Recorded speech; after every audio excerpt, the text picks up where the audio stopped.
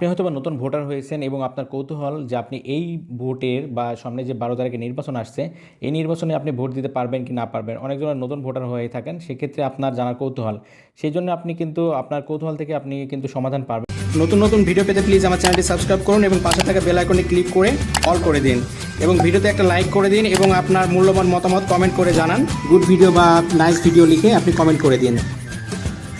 তার জন্য Google play স্টোরে চলে যাবেন, যাওয়ার পরে সার্চ বার পেয়ে যাবেন। সার্চ বারে লিখবেন আপনি smart smart election management ABD, এখানে ক্লিক করে দেবেন। এই অ্যাপ্লিকেশন আপনি ইনস্টল করে নেবেন। ওকে, ক্লিক করার পরে এই অ্যাপ্লিকেশন থেকে জানতে পারবেন আপনি ভোটার যোগ্য কিনা বা ভোট দিতে পারবেন কিনা পারবেন। অনেকজন আর কিন্তু নতুন ভোটার হয়েছেন, হয়ে ভোট দিতে যান, কিন্তু দেখতে পাচ্ছেন তার ভোটারই হয়নি, ভোট দেওয়ার যোগ্যতা আসেনি। সেক্ষেত্রে আপনারটা জানতে পারবেন খুবই সহজে। এই জন্য ওপেন ক্লিক করে দেবেন। এটা নির্বাচন কমিশন নিয়ে আসছে নতুন একটা সিস্টেমে, তার জন্য এখানে ভাষাটা সিলেক্ট করে দেবেন। ভাষাটা আমি সিলেক্ট করে দিচ্ছি। তারপর ত্রয়োদশ জাতীয় সংসদ নির্বাচন, এখানে আপনি ক্লিক করে দেবেন। দেওয়ার পরে দেখতে পাচ্ছেন আপনি এই নির্বাচনে ভোটার কিনা যাচাই করুন। এই যে নির্বাচন হচ্ছে এই নির্বাচনে, তার জন্য বিস্তারিত এখানে ক্লিক করে দেবেন। দেওয়ার পরে এখানে আপনার এনআইডি নাম্বারটা দিয়ে দেবেন। আমি যেমন দিচ্ছি, আপনার এনআইডি নাম্বার তো হয়ে গেছে অবশ্যই। সময় এনআই স্মার্ট কার্ড থাকলে সবাই কিন্তু ভোটার হতে পারবে না, বা আইডি কার্ড থাকলে সবাই ভোটার না। ফাইভ, আমি নাম্বারটা দিচ্ছি।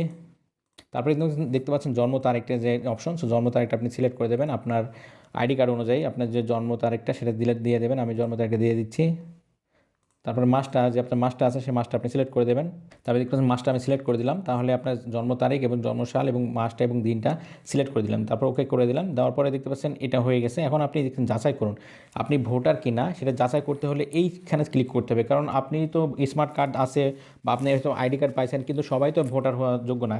আপনার হয়তো বা ভোট আপনার 18 বছর পুজেছে বা পূরণ হয়েছে, কিন্তু আপনি রিসেন্টলি ভোটার আইডি কার্ড পেয়েছেন, সেক্ষেত্রেও আপনি যাচাই করে নিতে পারবেন। যাচাই করে এখানে ক্লিক করে দিলাম। ওকে, দেখতে পাচ্ছেন আমার ভোটার নাম্বার, এলাকা নির্বাচন করেন, এলাকা নির্বাচন দেখতে পাচ্ছেন আমার আপনার ভোটার নাম্বার এত, আপনার ভোটিং ক্রমিক নাম্বার এত, আপনি ভোট কেন্দ্র এত। তার মানে এটা ভোট কেন্দ্র আর ভোটিং ক্রমিক নাম্বার যদি থাকে, তাহলে আপনি বুঝে যাবেন এই নির্বাচনে আপনি ভোট দেওয়ার উপযুক্ত এবং আপনি এই নির্বাচনে ভোট দিতে পারবেন। এটা কিন্তু একটা দারুণ একটা সিস্টেম নিয়ে এসেছে নির্বাচন কমিশন।